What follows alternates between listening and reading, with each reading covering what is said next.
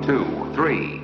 Welcome to the Smartest Amazon Seller Podcast. So today I'm really excited. There's one thing that you hear a lot on about succeeding on Amazon. People it feels like at this point, every other guru says build a brand. This idea that what a brand is on Amazon versus a product business. And it's escaped me. I've never built what I would describe as a consumer facing brand that I'm that people get to know. And today's guest has done that. He's built a brand that thousands of people trust and come back to. So that's really kind of unique for this podcast. I've done this for 4 or 5 years and never really talked to someone that started this from scratch. So really excited today to kind of really dive into a story. What I look to see is just a really solid business. So I want to welcome Kelly Thornton, the founder of Tiege Hanley. This is a in the men's wellness grooming space. Yep. And we'll just welcome to the podcast. Thanks, man. Appreciate it. There was a bunch of compliments rolled up in your intro, so thanks very much for those kind words. If I say what I find is the value, the audience is going to be like, okay, this guy, let's listen. So yeah, I'm sure we've got them hooked. But just tell us a story. This brand only been around for less than a decade, I think. Yeah, about 10 years. Where did the idea come from? Was this something that you were scratching your own itch? Yeah. And how did you build something that, people really wanted to keep coming back to? Yeah. Well, the concept of a guy taking care of himself is been evolving rapidly over the last 10 years. And I looked in the mirror, I'm actually 58 now, so I'm an older entrepreneur, but I looked in the mirror, 10 years ago, more than that, 12 years ago, and thought, my God, I am not looking I'm not aging very gracefully here. I think I need some help. And at the same time, I owned my second business, which was a global in-store advertising agency. And I was doing a lot of research around the men's space. So I was both inclined to understand how men were shopping for consumer products for themselves. And I was also looking for help to fight back Mother Nature. And then at the same time, there was this kind of change in thought about guys taking care of themselves and what that really means.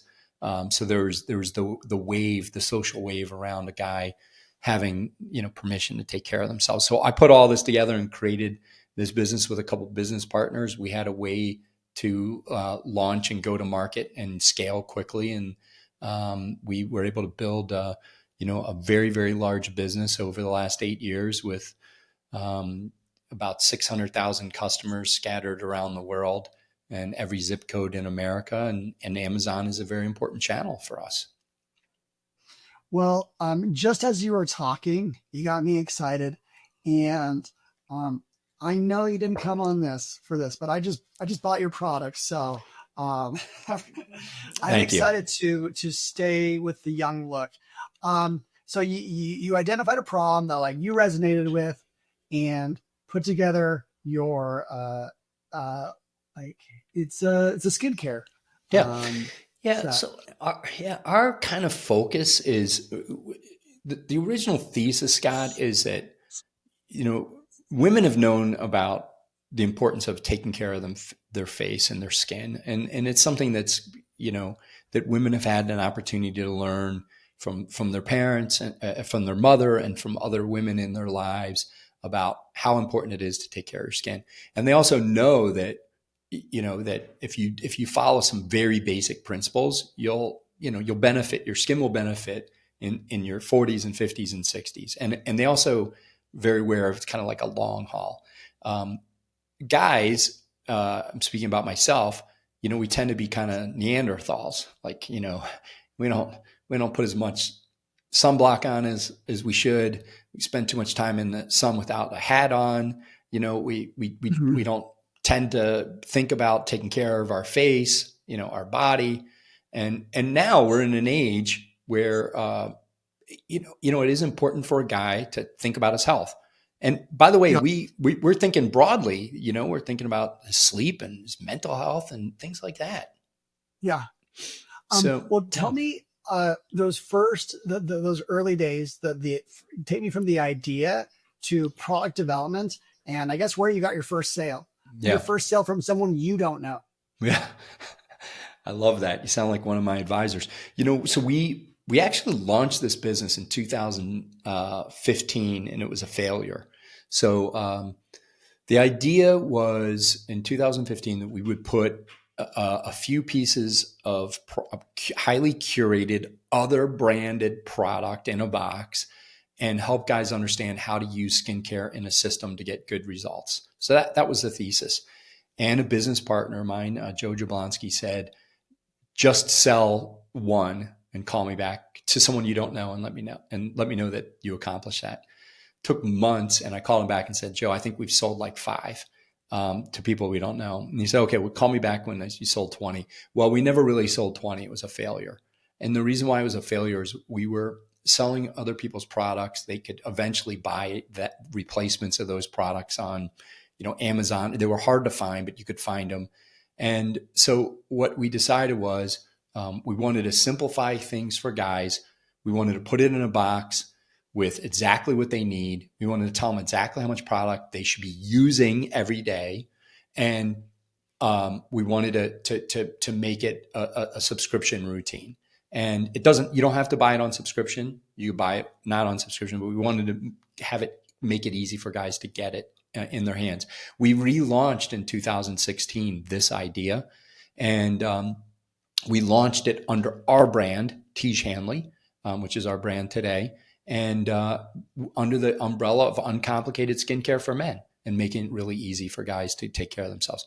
And Yeah. sales went right away from, in a few months, 300 to 800 to, millions to 3 millions to 5 million, 7, 10, 12, 15, just kept on going. And yeah, What was your first channel? our first channel and our best channel even today is Google via YouTube. We do really well on YouTube. Okay. You're telling me that that's how you got some of your first sales and Correct. awareness is just like people like posting, or maybe you creating videos about skincare. Yeah, I mean, that's a simplified answer, but yes, we talking about why it's important for a guy to, invest a few bucks to take care of his skin. Yeah. So that was, So yeah, would you say that that was kind of like a content led approach to your business? it was a content led and it still is. It's our primary method Oh, of that's communicating awesome. with guys. Yes. Honestly, that I think about that all the time, and I think like content led businesses do really well. I Yeah. know someone they teach about like taking care of dogs, and so many people come for them, and then by the way, they have like dog treats. Right. So like, um, and what a defensible business that becomes because people that really learn from you um create such a connection from like what they learned as like, okay, this is like where I learned the stuff. This is how I can actually do that. Yeah, Um, you've and got it. Yeah. still to this day, YouTube is like the primary driver. Um, uh, Tell me how that's evolved. Yeah. I mean, so, you described it perfectly, actually, Scott. You've obviously thought about it. So it's about exactly what you're describing, making content that's relevant for someone who's, on YouTube seeking out probably a solution to a problem. When I was 10 years ago, when I thought of YouTube, I only would go on YouTube when my wife told me the dishwasher broke and I had to figure out how to get a washer, or it was probably one of my kids' crowns out of the, or pencils out of the wash machine. And so I'd go on YouTube and I would, watch a video on how to take apart the, the trap or whatever on the wash machine. But today everybody's going to YouTube for general information. They want to learn about Well, they want to learn about sports, or they want to learn about something. They I know. want to, in your case, they want to learn about Amazon, right? Yeah. And YouTube kind of in my house, it helps me be a better man, a better dad, because like, Exactly. I can fix a few little things and I'm like, I got this. Um, Exactly. when I'm not normally like a problem fixer. So people definitely, I mean, I would, if I searched like, taking care of my own skin, saw a YouTube video, I'd go to that. Yeah, So you might be watching a video on finance. Like, yeah, it sounds like you might have children, and you're thinking about setting up, of course, I'm making this up, a retirement account for them. And so you might want to know, like, how do I set up a retirement account for my children when they're 7? So, it could be that. So YouTube is a very strong driver of that, because we know guys are interested in content, and we can connect with them in that way. do you create the content yourself, or do you rely on partners now, like affiliates or whomever? It's completely across the board. So we work with people that are creating phenomenal content on their channels. We work with people that are creating phenomenal content that we can help. They can help us with, and we put it on our channels. We're using content that they're putting on their channels on our channels as well in some cases. So it's all over the place, and we have a huge roster of people that are helping us make content.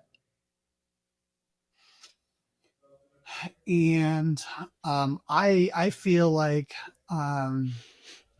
every 2 years, Yes. maybe every 3 years, like the sophistication of like these video channels just like matures.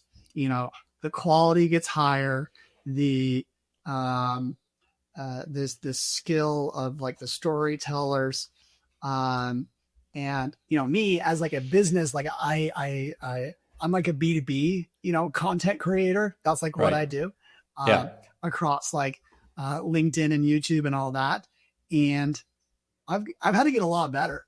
How do you feel like did you guys ever hit some points where like either you're looking back and you're like, hey, like our videos are just so much better, or like, the content about our brand is maturing? Or do you ever feel like sometimes you're like, oh, we're getting left behind? Yeah. If you talk to any digital marketer or a brand that's that's digitally, first, they will tell you that the landscape is constantly changing. It's constantly changing. So we're constantly kind of, I don't want to say reinventing, but we're constantly rethinking every channel that we participate in. And it's just a natural evolution of the concept of being digitally first company. As an example of that, you and all your listeners probably know a few years ago, Meta made significant changes to tracking and privacy and everything else. And that dramatically changed how a lot of digital marketers were able to communicate and connect and remarket to their customers. That is just one, and it probably set back a lot of people, a year or two, and it took a lot of people, time to adapt to that and think about new ways to go to market. So it's content itself, and the quality of content, which is your question, is changing. Right now, it's probably one of the biggest changes that's going on in the digital space is the type of content, and the quality of content is radically changing at light speed right now. Um, Now tell me, I guess YouTube's the largest channel. How does that like, you guys have a D2C site. Yes. You guys sell on Amazon. Yes. Um, how does that impact like, like what's the customer journey like, or what types of customers that go one direction versus another? Do you have any in-store um, setups? Yeah. So we also very new to wholesale. So we have some retail partners that we're in that we're really, really, really happy with. But to answer your question, And by the way, Amazon, we compete on Amazon globally. And so Amazon is more than just a channel. It also helps us with global distribution. So to answer your question, you know, surprisingly, there's not a tremendous amount of cross-pollination between our own domains, whether it's teach.uk or teach.eu or teach.com, teach.france. There's not a lot of there is clearly some crossover in cross-pollination of customers, meaning that a customer will buy at teach.com and may buy at Amazon at a later date, or may buy at Amazon and then become a teach.com customer. Truthfully, for us, we're agnostic to that. We really just want the customer, our guys to purchase where they feel comfortable purchasing.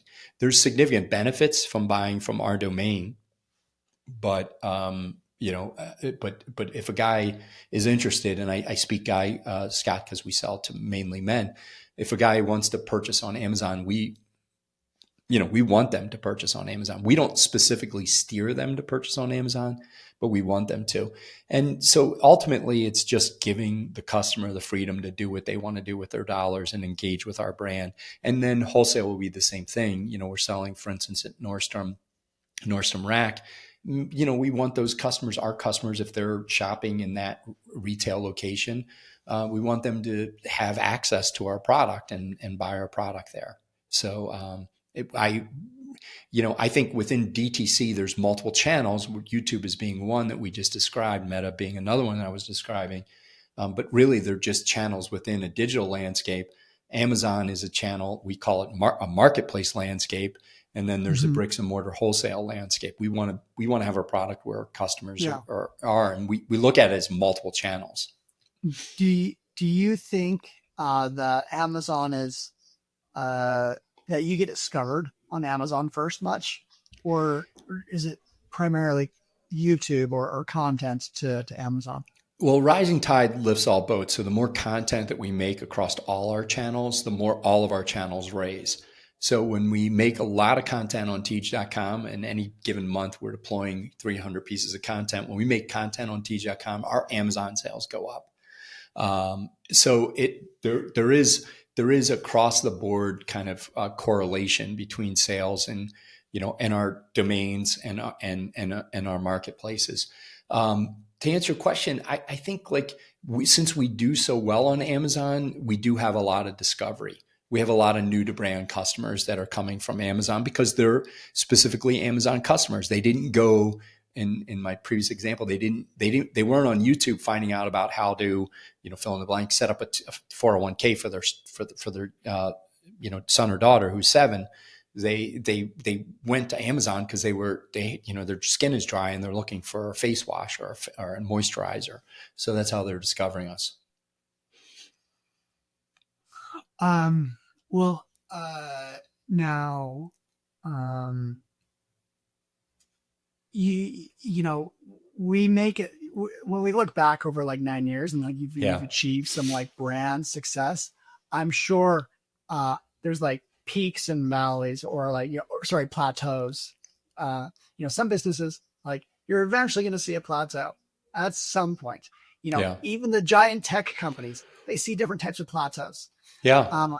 What are some that maybe you didn't see coming, where you're crap? You actually did mention one. You talked about Meta's privacy policy changes, and are there any others that you are interesting? Yeah, let's talk about Amazon specifically because I know your audience is really tuned into that. The bigger you get on Amazon, we're sizable, right? I mean, we're not the smallest player and the largest player, but we're sizable. We have a sizable footprint on Amazon. The bigger you get on Amazon, just like any other aspects of your business, the more complexity there is.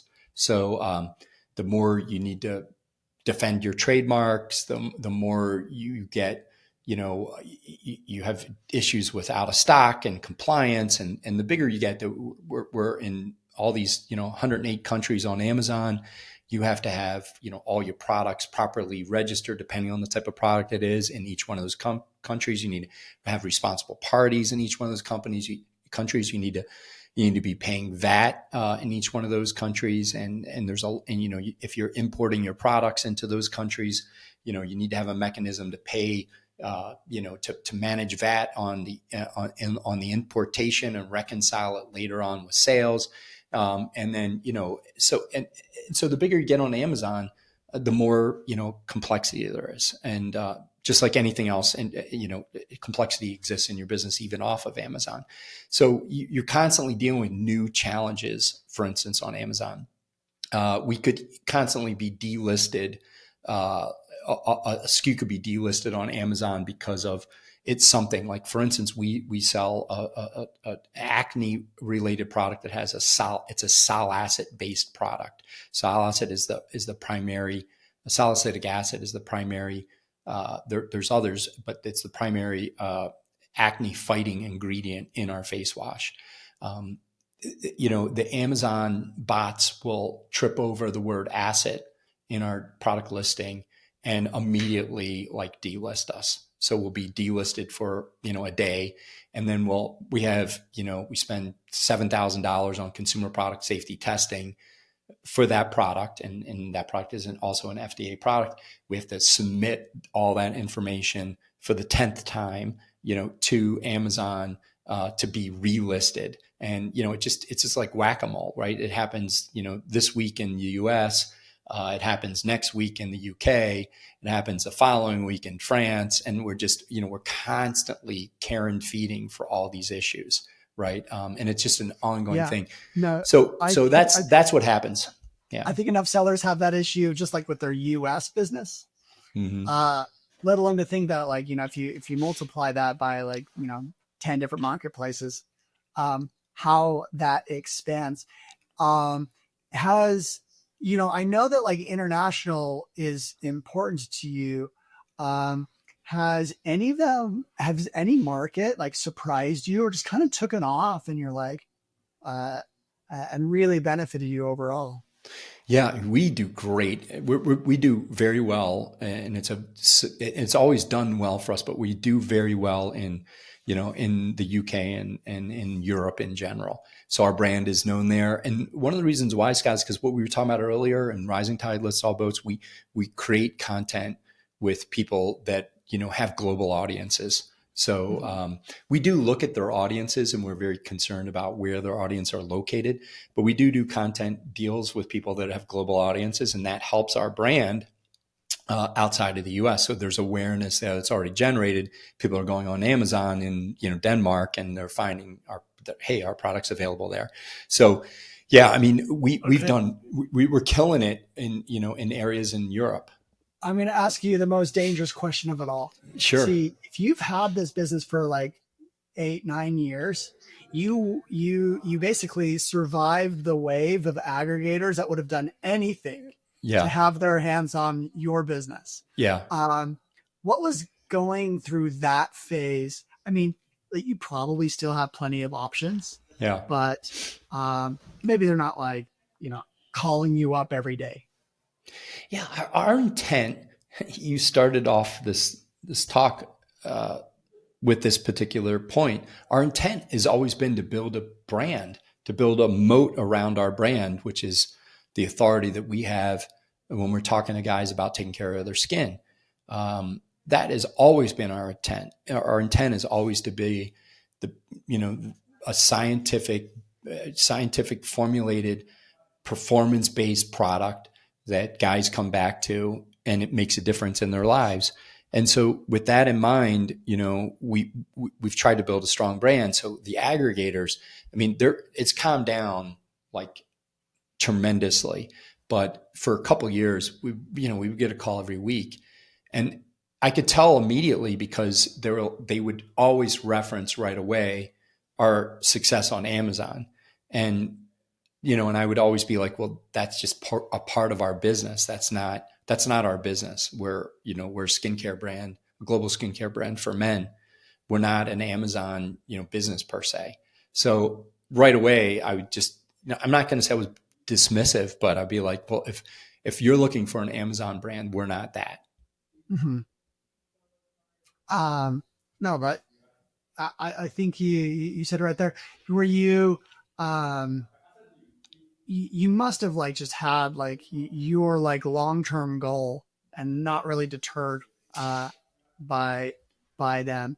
Um, and but like there still is a lot of different directions. I mean, I brought you on because you know you guys started from nothing and you've got something. And I think the key difference, like you told us, like I'm actually like I think it's actually really exciting that you started from YouTube. Yeah. That because that's approachable to a lot of people. That maybe they want to, they're not going to start with $1 million, gas tank. They can start with what works for them. Yeah, and by the way, I'm not suggesting that growing a great brand on Amazon is a bad idea, or that people aren't successful doing that specifically. I'm just saying that hasn't been our path. So, I think it's probably tougher if you're just trying to grow a brand on Amazon. Yeah, trust me. Like everyone that is Amazon only, they're a little envious of people that have any sort of traction outside of Amazon. Yeah, They there know that, is there is a bit of allure for brands that like mine that if they start losing traction in the DTC or wholesale space, that they start being more and more and more reliant on Amazon. And personally, I think that's a little bit of a slippery slope for the reasons why I've already described to you about the importance of brand. But there are a lot of brands that go down that path. And I think when you do that, you have to accept the fact that that the value of your brand is going to change. okay. I've got one final Yeah. question. I think we've kind of hit like the full life cycle, but this just popped in my mind of like your beginning phases. How many videos did it take you before you're like, okay, this is going to work out? Like, did your first video, first piece of content, you're like, okay, you know what? This is getting this is getting eyeballs and sales. Yeah, I think it was like the first 6 months. We were really focused on the fact that we were creating content that was connecting with people, that were connecting with dudes. And it became pretty evident early on. As a matter of fact, I got to tell you something really important about our position on Amazon early on. And this has a lot to do with our success on Amazon. We got on Amazon very early in our brand's journey. So like within, like 5-6 months after we launched, we got on Amazon. And by the way, we got on Amazon for one specific reason early on, and it was to defend our brand. People were arbitraging us and selling us on Amazon and on eBay and other places. So we really wanted to have a presence on Amazon to promote our brand from a T. Hanley branded store. So that's the reason why we actually got on Amazon. And right. By getting on Amazon early, that's what did it for us. Yeah, because it sounds like those arbitrageurs, they sell an opportunity. They're like, hey, here's a cool brand. I can make some margin off of this. Right. So that's interesting, but it's also become, a significant channel for you guys. Yes, very significant. Cool. Well, I love it. I hope it, I know like what I'm doing right now, it's not going to be my last business. I'm going to probably, exit in some fashion, hopefully, for the moon, but if not, but like, I know that, on my next run that like, if I can go content led, it gives you, the extra wind behind you to like, Yep. For success. So, congrats. Thanks for coming and sharing your story. Honestly. Thank you, man. Thank you. It's very unique. And to be and to have someone that just like started it from the get go. We're used to getting agencies that they get to watch other people do it, not the brands themselves. So thanks for coming on. If you guys are interested in skincare, T. Hanley. Yeah.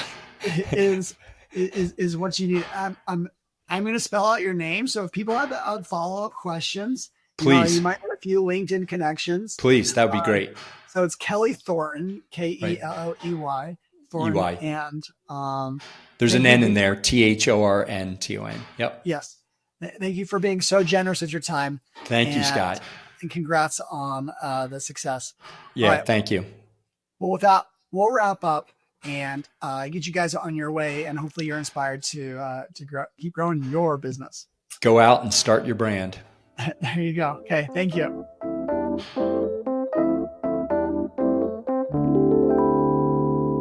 One, two, three.